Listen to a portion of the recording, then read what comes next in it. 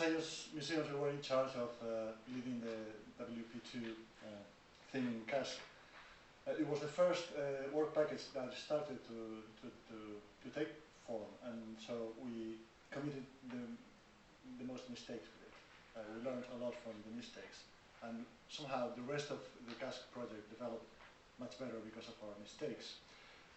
What we plan to do in this work package is to design science communication activities to be done in all places participating in CASC, or in as many places as possible, as a way to gather what in the starting meetings of the project our friends in ThinkTank call the critical failure and success points in science communication activities. The idea was to approach the best practice thing from that point of view, what works and what doesn't work in science communication activities. I don't remember why, but we decided to do two projects. We had a meeting in Korea and we agreed on two projects. One of them was called Science in the News, and we approached teachers and asked them to read newspapers with the children for a week, the same week in all places, and looking for science concepts in the headlines. There were some statistical interviews as well, which I will not mention but will be in the report. But the interesting thing of this project was that we found out that it's not very easy to approach a school and get actually into the school, or it's not as easy everywhere. In some countries it was impossible, in some teachers were willing to participate but needed authorization from even the government and so on.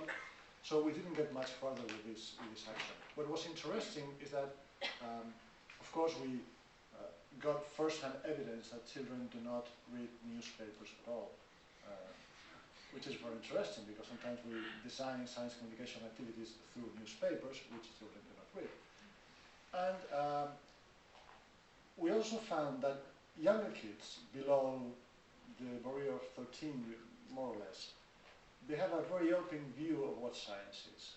They don't have a problem with the fact that science is not confined to a section in the newspaper, but they see it everywhere, in the sports section, in economy, in local news, accidents all over the place. And I mean, if it's complex, if it's difficult, they're going to say it's science, and that's very interesting. The second pilot action was called Science in My Life, because the first one didn't work very well. We thought, okay, we'll do something more open, asking, he's gone. Can you play the video now? Okay. We made a call for both school students and the public to send in videos no more than 3 minutes long, in which they would address the question, what would you like science and technology to solve in the future? What problems would you like to solve in the future? And we got quite a few videos, and some of them would, many of them were about universal translators to talk with each other and with ETs and so on. Some of them were very locally minded, like this one, which was the winner in the school category.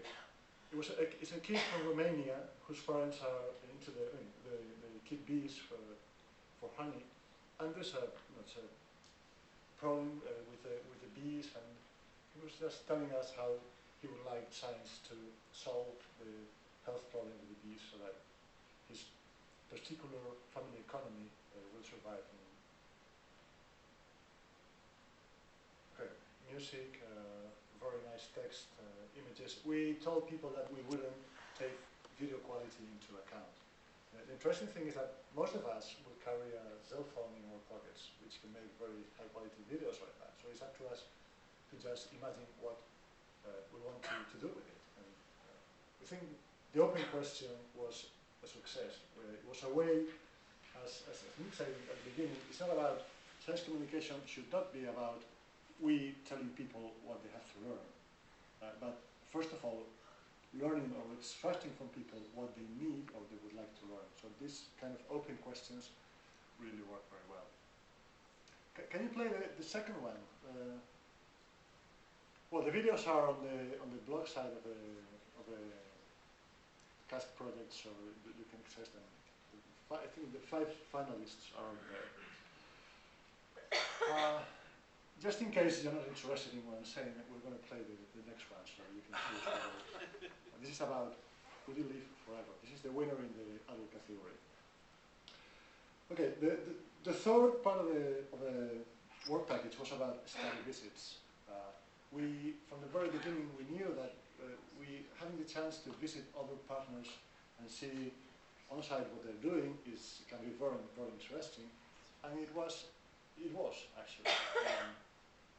Things like what we're doing today, getting together and sharing things, I mean, it's great. It's like, I've been to the Niagara Falls last year, and I can tell you how beautiful it is. The smell of water in the air and the sound. But you really should go there. That was not a study, part of a study visit, just to be sure that everybody should think that we were all in Niagara Falls for study visits. Okay. So the good thing about the study visits is that you go there and see it by yourself. And sometimes when we tell other people what we do, in order for you to understand, you need the context. And there you see context. So the study visits are very... You can start the video now, please, if you want, because I need your attention. I see that you're looking at the video, not at me.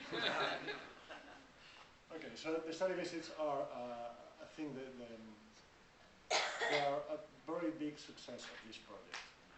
People go to places, make questions, saw things happening, discuss things from financial issues of Science Center to local reality regarding some political issue and so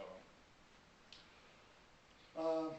And the last thing we did, and something that relates to the objectives of this meeting, is that what's next is that critical failure and success points in science communication activities, because work package 3 and 4 took place after work package 2, and everybody who participated in those work packages now have direct first-hand experience of what goes well and wrong in science communication activities. So even though we have the first list of things to consider when designing these activities, we actually presented them in the British Science Festival as a list of commandments, or the 11 commandments in science communication.